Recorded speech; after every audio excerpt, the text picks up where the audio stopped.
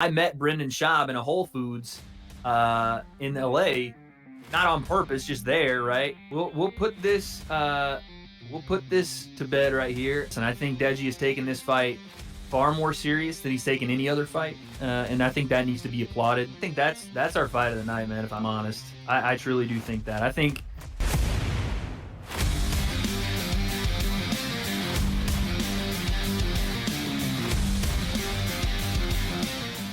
subscribe to Gloved Up, bro. Come on. What the fuck are y'all doing? Pat's out here killing the game, getting interviews. Subscribe over here, y'all. Come on, man. Welcome back to Gloved Up, the #1 YouTube boxing exclusive show. I am here with one of the members of the commentary team.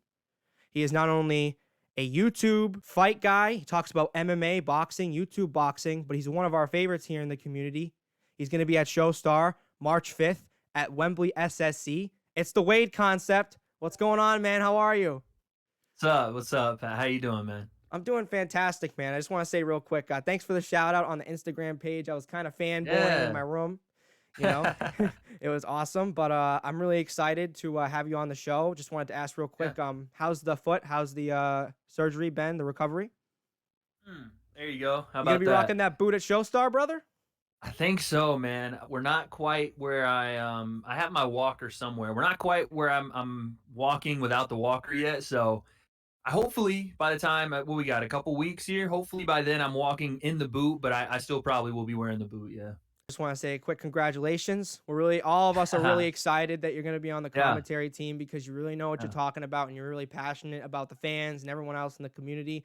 My first question was just leading into just your overall fight experience and commentary experience. How long have you been a fight fan?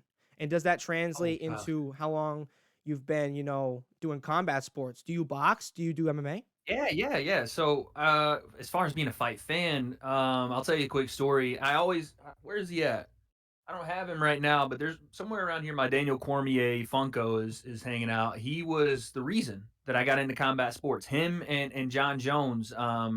I first saw Daniel Cormier when he was in Strikeforce in the heavyweight Grand Prix, and I had never seen men that big go flying in the air by someone wrestling them, right? And he was throwing guys like Josh Barnett on their head back in the day, and I followed him, and I was like, man, I want to be a fan of this guy. I was never into combat sports, I was football, basketball, baseball as a kid, and then when I started watching Daniel Cormier and MMA, and then eventually the UFC, I started to really dive deep in. And so after Daniel Cormier and John Jones had their kind of back and forth, it was over. I was hooked, line and sinker, MMA guy, 100%.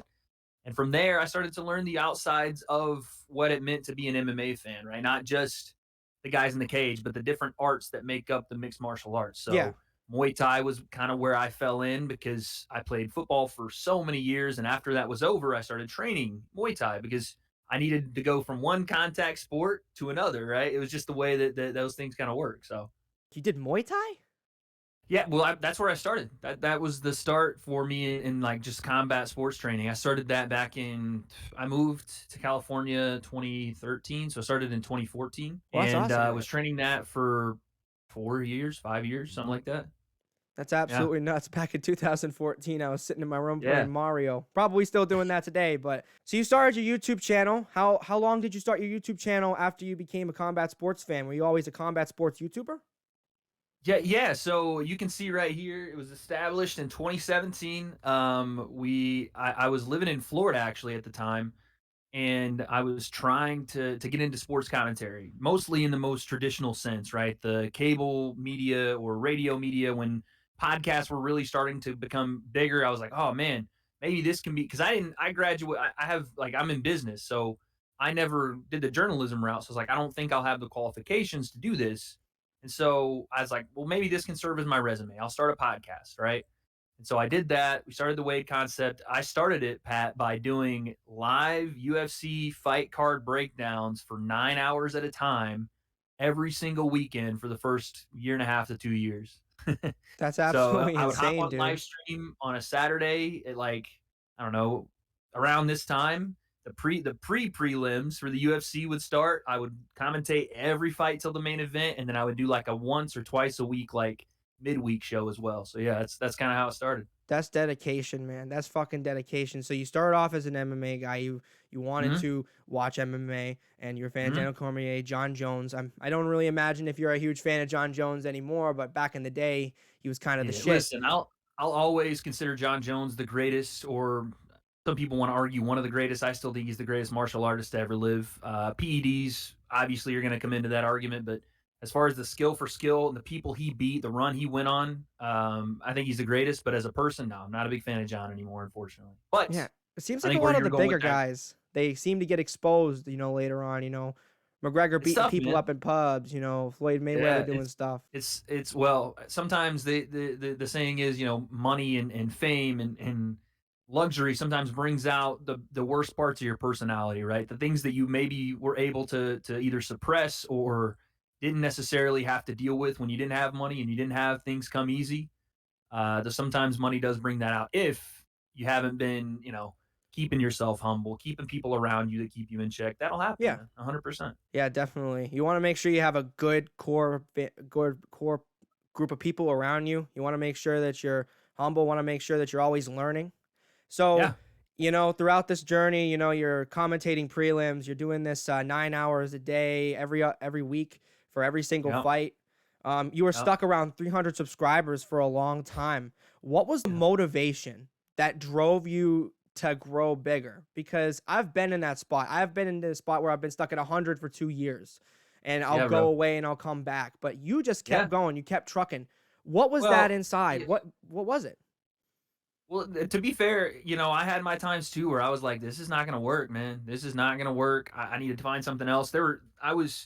I had moved back to California. I was going to LA once a week, like every Monday with about 100 resumes in my hand, showing up to Showtime's doorstep, showing up to Netflix, showing up to Hulu, showing up to Fox Sports, and just trying to get a resume out to people. I'll tell you this story. I think I've told it before, but I met Brendan Schaub in a Whole Foods in LA, not on purpose, just there, right? I run out and get my resume, come back, say, hey, what I'm saying? This is what it is. This is when he was starting below the belt with Showtime. And I met the producer. I was like, listen, I'll intern. You ain't got to pay me, whatever. Like, I just want an opportunity. I actually talked to the producer for a little bit and ended up not working out for reasons one day I'll explain, but not today. But So you it's just met about, Brendan Schaub, like the yeah, Brendan Schaub, like yeah, the one big that bro. everyone memes in every Joe Rogan clip he's in, and you Yeah, almost got your shot then. Wow, that's actually insane, almost. man. And well, like I said, I don't want to talk about kind of what exactly happened and how I didn't get it, but let's just say I got big leagued a bit, You got big and league chewed. that taught me that taught me that there was no way I was going to do this unless I continued to do what I loved doing for the reasons I loved doing them, not just running up to people and be like, "Here's my resume, please, please." That's fine and that's great. I would still do that, but also control what I can control, and that was my channel, right? And so that's when I started to try to think about the channel differently and look in other places and try to evolve it. So that's kind of what happened. Well, that's actually a crazy journey. That's just Mhm. shows you that anything can happen in life. You're just going to the grocery store, going to buy some carrots, and then all of a sudden you see Brendan Schaub there, which is Exactly. absolutely Yeah. insane. So like commentary has always been your thing. If you wanted to choose Yeah. between like being like maybe like an amateur fighter or maybe going the traditional route of being a fighter, because not gonna lie, like I didn't know how tall you were. Like you're a freaking giant dude. I'm like, Yeah. geez, I didn't know that Yeah. dude was that tall. You could definitely go in there and do some Yeah. shit, but you want to be a Yeah. Yeah. commentator. Is that your path? Yeah, I mean, well, listen, I'm 29 now, right? I'm an older guy. I know I don't look like it with the baby face, I but did I not know am. you were I'm 29. Yeah, I'm an older guy, man. I've been around the game a long time. Amateur fighting is not something that I would ever pursue. One, because I stopped Muay Thai for a reason. I didn't like getting my legs kicked in all the time. I got these little chicken legs, so that's why I started, focusing more on the boxing side. But and two, it was just I'm on my seventh surgery now, so I've had just a ton of surgeries from football. I played football when I was 4 years old and played it until I was 21. So played through college, did the whole thing. So it was just injuries and things like that. I didn't really want to continue to have to get more stuff done, which is I guess inevitable. But Yeah, at Football some can mess point, I you would up, love to man. have I've told people this. I'd love to have a card where I could commentate and box. That'd be fun. That would be cool. Be the first person to do that. So That would be absolutely insane, dude. Like having someone going from a commentary. Oh, guys, I gotta go to the locker room. I'll be right back. I'll exactly, I'll see yeah. you after my fight. See, that's the thing. I have to commentate first because if I go in there and get knocked the fuck out, you know what I'm saying? You can't come back on commentary like, yeah, looks like he's throwing his jab out. You can't do any of that. Can't So do it. you got Can't to be make sure the so first smooth. part's done and then fight. I want to talk about something real quick. You got the Showstar gig. That's one thing that's Yeah, super yeah, exciting for you. I was super hyped. yeah, Talk about that. Talk about if you can, yeah. how'd you get that gig, man? Because that's a pretty Okay. incredible gig, man. Because I didn't Yeah, even know that you almost got on the Social Gloves card. yeah, Like I yeah. didn't know that you drove down to the tryouts and Yep. gave your resume to Austin McBroom. Did you meet Austin McBroom? So I'll tell you what happened. You're gonna get kind of an exclusive here because I've never really talked about it. So what happened was I am a psycho when it comes to research, right? It comes from my football days. I love watching film. I love digging on things. And fortunately at that time I didn't have it, but now the community has been so great in helping, with research and news story, all that stuff you guys are great with. But at that time, we were still growing. But I found out because I think, I don't know, Social Gloves had said, oh, we're going to have another TikToker tryout or whatever on this day. And I was like, that's interesting. Okay. Well, I work at night, but as soon as I'm off work, and then I started doing some digging, like, okay, well, where are these things at? And I found out they were at 10 Goose in LA. It's like, okay, what time are they usually at? And Pat, I'm telling you, I watched the YouTuber tryout and I'm like, when are they there? Is it a daytime thing? Is it a nighttime? When are they there? And there's a picture of Austin McBroom with his phone and it said like 7:45 p.m. when he clicked it on. And I was like, boom, okay. That's So some I knew Easter where egg it would level be. shit. Yeah, so I knew where it would be. I knew what time it would be. So I got up there. And yeah, like I said, it wasn't Austin that I met, quote unquote. It was another guy that I don't think I should probably say his name because he's in some hot water right now. But uh, I met him, and then Fuzi. That was when the Fuzi video happened. Fuzi was there. But long story short, that's what happened, and it didn't work out for a bunch of different reasons. I even posed as an ESPN MMA reporter and got on a call with one of the with one of the VPs at Social Gloves, and it still didn't work out. But Oh yeah, my god. so the Showstar deal came about because kind of not really the same thing, but kind of. I had reached out to some people within Showstar, um, and I just sent them a couple of my videos and said, hey, listen, I do this 3 times a week. I'm very, super invested in the scene here. I'd really love to help out. It looks like you guys are going for a US UK thing. I could represent US, and things happened from there. And I got on the card, man. Well, that's pretty freaking sweet, man. You've been very Yeah, vocal about everything that's going on. People have been vocal to you. They think you're the yeah, matchmaker. You're like, we want Deji next. Like, we want to know if Gibbs fighting. Can you tell if yeah. Gibbs fighting? And I'm telling these guys, I'm like, he doesn't make the fights, right? Like, Yeah. I genuinely. there. We'll put this to bed right here. There is no zero input I have on who's on the card, who's fighting who, and if anybody is in talks to fight. I have zero idea. When they get announced is when I find out. So that can put that all to rest right there. Yeah, because I see so many people, and it kind of gets annoying on my end because I can't even imagine like how it'd be on your end. I'm getting annoyed from people Yeah. asking you questions. So how annoyed are Yeah. you getting? But Now, all the I fans are don't very even. passionate though, I right? was gonna say it's not even like annoyance. I really appreciate that everybody is so like passionate about the scene, and like I said, man, it's just gonna take. I think everybody rebuilding that trust in the YouTube boxing scene. I think there's been a lot of trust kind of taken away from my boy Austin McBroom and social chaos. But now we're trying to build this event, or Showstar is. I think this is the one that hopefully can bring back some trust, and we'll see what happens from there. I really compared it to the original KSI versus Joe Weller. Everyone was Yeah, super skeptical on what was going to happen. No one really yeah, knew what was going to happen. I didn't really follow the lead up to the fight that much. I mean, I didn't yeah, even know what it is. yeah. A few years prior to that, iDubbbz and Jinx, this YouTube reaction guy, were gonna box. Mhm, So that's mhm. that's that's what I knew. But when I saw, the live stream, I was like, holy shit, like KSI, like the YouTuber, he's gonna fight this other guy. Like this Yeah, wasn't a yeah, joke. Like this wasn't for a yeah, rap song. And when that happened, it set a spark. And then KSI versus yeah, Logan 2 happened. And then I yeah, think another event happened. And then KSI versus yeah. Logan 2. And then Social Gloves. And it all went from there. I feel like this is going to start the chain reaction. And now it's starting with Deji, KSI's Mhm, little brother. mhm. Talk about that fight on your personal opinions on that fight, because there is so much that's going on. You have people saying that he's quitting in camp. He switched camps, so a lot of people are freaking out. A lot of Oh, people say Alex has got this in the bag because of his mental game. So tell us yeah, about that, because I know you got some opinions yeah. on that. Yeah, yeah, of course. Now, listen, as a commentator, I won't be giving any predictions on the fight, but my thoughts on what's going down. Listen, I think Deji is taking this fight far more serious than he's taken any other fight, and I think that needs to be applauded. I think from the inside information I do have, which is not a lot, but I do have some, because I'm trying to coordinate with the guys and set up interviews, things like that. I can tell that Deji's a very busy individual, and it's not because he's going out and hanging out with friends. He's working, right? And whatever you want to dub that as, if you think it's not enough to beat Alex, fair, okay, we'll see on fight night. But I can tell you that he is absolutely working harder than he's ever worked. I know that.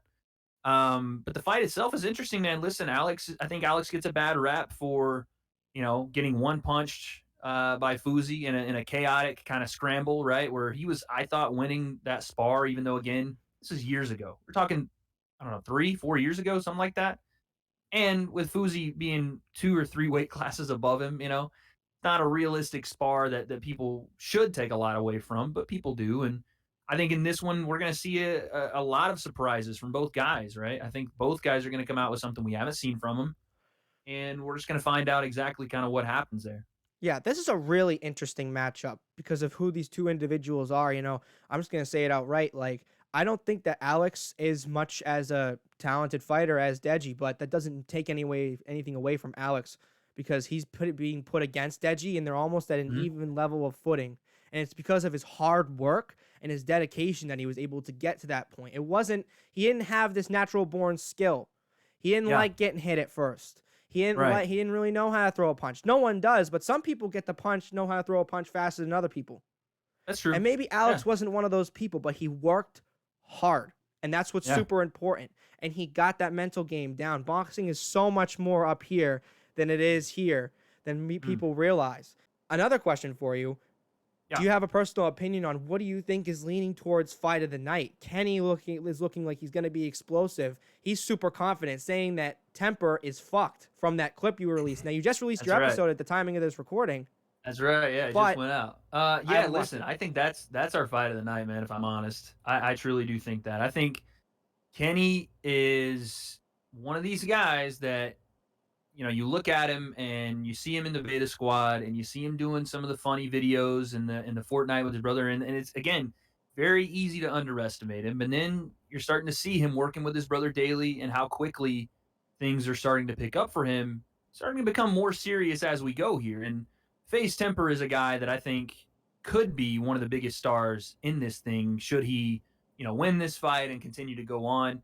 Just the aura of the Face clan around him. He's not a big talker, and that's somewhat refreshing. You don't have to have everyone doing the Conor McGregor or whatever, right? You don't have to have that. And Temper has his fan base already built in. He's more of the silent and kind of stoic type. But I know Temper has combat experience. I've watched clips and other sparring sessions and things where you can start to see who naturally gets this and who doesn't. And Temper does. He has a natural aptitude for the sport. So depending on how much this reach difference and height difference makes between these two, and to be fair, the weight difference, Temper is going to come in a little heavier. It's going to be a very interesting fight. I think again, I think that's our fight of the night, no doubt about it. That's interesting. I haven't really seen Kenny and Temper side by side, but like I think that Kenny looks pretty big, and he He's has big. this He's tenacity to him. It seems. relatively, It seems like he has relatively. this He's shredded. tenacity You know to what I'm him. saying? He's cut up. He's got the shoulders. He's been working, but yeah, he got the pecs. But I think side by side, you'll see that Temper is a little bit taller. I think Temper is around my height. Um, and I think Kenny is some people have said Kenny's 5'8", which I don't know if that's the case, but I think he's like 5'10" or so. So there will be a bit of a difference there, but it's white collar boxing. These guys aren't high level professionals, so the mistakes can still be made, and that height difference may not mean as much as we think. Yeah, so I think that's a great fight too. Personally, I think that heavyweight fight is going to be really interesting. Fun, man, Arms isn't it? That versus was a fun one. Minicon. You know, That was a fun Minicon's one. going to be fast. Arms is going to be. We don't know how fast he's going to be, but he's going to be extremely Right. powerful with those gigantic fucking arms. So we're going to see what Right. happens with that. But going back to this Showstar thing, we've got so many Uh huh. fights on this card. We got Stromedy, um, entering the YouTube boxing ring officially, not in the gym, in the squared circle in front of the crowd. DK Money returning from BKFC, not in a circle this time, in a square. Yep. Is this card what this scene needs right now? Because YouTube Yeah. boxing is really up in the air. We had a really rough year, it seems. We had Social Gloves, which was a great event, but Right. the aftermath was not that great, and half the fighters Right. are exposed at this point. Then you had Right. BKFC, which not a lot of eyes on that, and to be honest with you, not great fights from what I paid Right. for. I paid for Right. that. And then there was Social Knockout and Social Knockout 2 in the same year. And those are fun to Mhm. watch, but there's always some goofy shenanigans going on over there in Dubai. Is this Yeah. what it needs? Is Showstar gonna be the star, the savior of YouTube boxing? Listen, I can't speak on behalf of the company. I'm just there to commentate. But I think that from talking to them on what their plans are, I wouldn't have signed on if I didn't trust that this would be something that I can see a future for going forward. Right. I'm very particular about where I put my name, and even Social Knockout at some point came calling, and I didn't want to go that Oh, route. Social So Knockout called you. yeah, yeah, yeah. Dude, I We love had a Social Knockout. conversation. And it just didn't line up the way I wanted it to. And no disrespect to those guys, I think that they're building Slim and somewhat Adam the way that they kind of only can right now. As far as it being in Dubai, there's not going to be a ton of people that want to go out there and do that. But I think Slim's one of those guys. I've said this from the beginning that people overlook, and I think he's a dangerous guy for a lot of people. I completely agree. He's the Yeah, hitman. but yeah, Slim, he's Slim's dangerous, man. dangerous. He's Yeah. really dangerous, dude. Well, that's the big question, right? Is what does Slim do when someone isn't a punching bag? And that's going to have to be exposed too. But the reason I say Slim's dangerous isn't necessarily because who he fought or what necessarily they bring to the table. It's the little things that Slim does well. He's a long guy, uses straight punches well, which long guys should. You shouldn't have to throw big looping shots as a long guy. I think that for his kind of lack of experience, he's starting to do things like his fluid switch and stance. He's starting to be able to find shots on the back foot. There are things that other guys just don't do that he's doing, right? So we'll see what happens when he gets a more experienced guy. But as far as is Showstar the savior of this thing? Listen, I think it's going to be a multitude of events. I think there's going to be a lot of crossover. I think there needs to be, right? I don't want to see a UFC one promotion in YouTube boxing. I want to see a lot, man. I want to see Happy Punch do well. I want to see Social KO do well. I want to see Showstar do well for what they're doing. And I think the more opportunity, obviously, you want to make sure that people are getting paid, but the more opportunity, the more big fights that we can make and entertain people, then that's really the goal. That's all we're trying to do is entertain people. I think the entertainment's the biggest part of YouTube boxing. You know, the boxing element is fun. And as these YouTube fighters get better and better, we're going to see more intricate fights from the more Yeah, experienced guys that we know for longer. But yeah, it's always about that entertainment. It's not just about that fight. It's about the lead up. It's about the history between these two fighters, what they represent, where they yeah, came from before they got gloved up, before yeah, they became fighters. But they are fighters now. They're training, they're doing things. But I think that, we need to see some people be a little bit more active, maybe more than just one fight a year. We need to see some, yeah. some reoccurring guys, maybe Deji, maybe Alex Wasabi, King Kenny, Minicon. He was open to Yeah, doing that. A question for you. A lot of people sure. have been saying what's up in the air for your partner in crime, Batman and Robin, or Mm. maybe equally Batman, the UK Two Batman, yes. commentary. You got any messages for anybody out there on who you'd like to stand side by side with? Oh man, there's so many guys. Listen, I have no idea who it's gonna be or who they're talking with, but Hmm. a couple names I can think of. Obviously, I think True Jordy's not gonna be doing it. Spoke to him, and obviously, I think he let people know he's not gonna be doing it.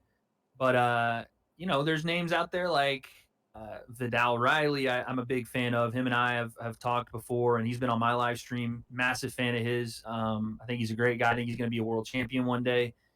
There's not really a more qualified guy than that, right? And then you have guys like Joe Weller, Ethan Payne, Bazinga.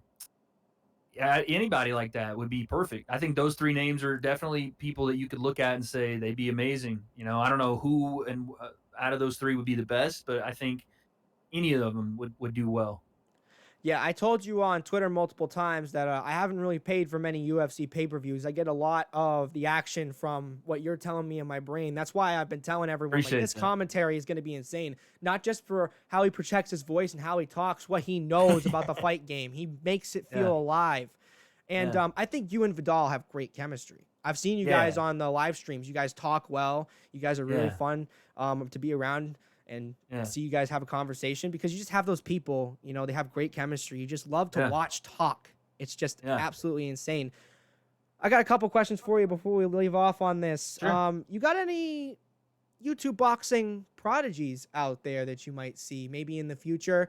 Potentially Dean the Great, Jarvis, if they get a little bit Yeah, more yeah, potential. yeah. Maybe some guy who is not really well known right now who has Yeah, potential. yeah. Listen, as much as people talk about, what's next for YouTube boxing, there are guys out there. Dean the Great's one of them. I've said this, even though Dean Dean did not like the video I put out on him, and that's fine. It is what it is. But Oh, really? I think, well, I don't think he realized it wasn't directed as him as much as it was Fousey and Keen for being a bunch of fucking idiots. But Okay, yeah. he is and can be a star in this scene, I think. He's got all the skill in the world, got a great look, right? He's got an ability to talk as well. Obviously, he has his own YouTube channel. Jarvis could be there as well. I think skill for skill, guys like Jarvis still have a ways to go, right? As far as being like that next level. Like Dean is already skilled and can get better. Jarvis is still working on it. Um, for the bigger guys, I mean, I've said JMX is a guy I've been looked at and said, man, this guy can really do something if he wants to. I just don't know if he necessarily wants to do it anymore, right? Yeah. Um, A Josh lot of people Bruckner is were another saying that guy that he might be asking for a bag, and maybe that bag may not meet his potential. Or I don't really know what's going on with could be. JMX. Yeah, I don't either. I do want to see him back in there. It could be that. Josh Bruckner, obviously another guy that's just super talented, definitely a killer in there. You can't put him in there with anybody though, right? You got to put him in there with a real guy, and there's not too many of those out right now either. But yeah, he's a star. Obviously, you just need to have these guys more active. I'm trying to think of like super small that I've seen and been like, oh wow. I to be honest, I haven't seen too many. I mean, my boy Faye Sensei is always my number one ride or die. He's always going to be the guy I point to and say he could take anybody at the top of this game with a camp 100%. He takes any of these guys. So I think it's great he's that would be my training pick Temper for. too. Yeah, Like he's yeah. around He Temper. told me I had reached out to him a couple days ago or maybe a week ago, and he was telling me he was gonna head up and start working with Tommy again. So yeah, That's pretty 100%. awesome. We're 1 month away from this fight, man. It's pretty Yeah, interesting. I'm really getting there. excited for Showstar. I'm really excited to see you on the commentary team, man. Yeah, We've seen True Geordie, Keemstar, Paige Van yeah. Zant, so many people on the commentary team. This is your time to shine. One last question for you, though. Sure, In the sure. future, could you see yourself becoming the commentary guy for Showstar? Or maybe just overall, just for YouTube boxing? Do you want to stick with Showstar and really build that brand and become that guy if it all goes well? Or maybe you step in the ring too. Maybe do that dual commentary fight thing. You know what I'm Yeah. saying, man? Oh, that's of course. That's a plan, of course, right? To do both. But as far as being exclusively show star, I don't know. I would like to see them succeed, and I would like to be a big part of that, or a small part of that, or just some part of that, right?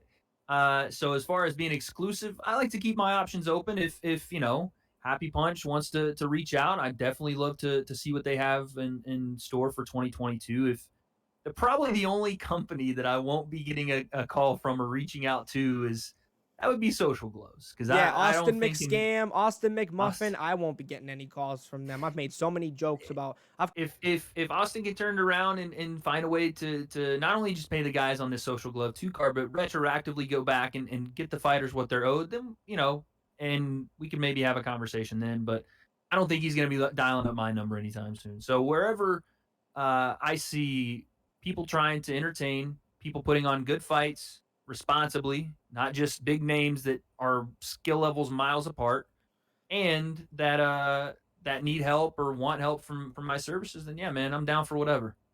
Well, that's awesome, man. Well, Wade, I just want to say thank you for coming on. Hope you can come on again sometime. Maybe tell us Yeah, about of how this course. tell us about how that the UK versus US commentary went. Sure. Thank you for subscribing to Gloved Up. You can guys can go check out Wade. I'm pretty sure if you're checking out my channel, you know who Wade is, but if you do not, Hey man, subscribe to Gloved Up, bro. Come on, what the fuck are y'all doing? Pat's out here killing the game, getting interviews. Subscribe over here, y'all. Come on, man. well, I appreciate you, Wade. Thank you, bro, and we'll see you guys next time.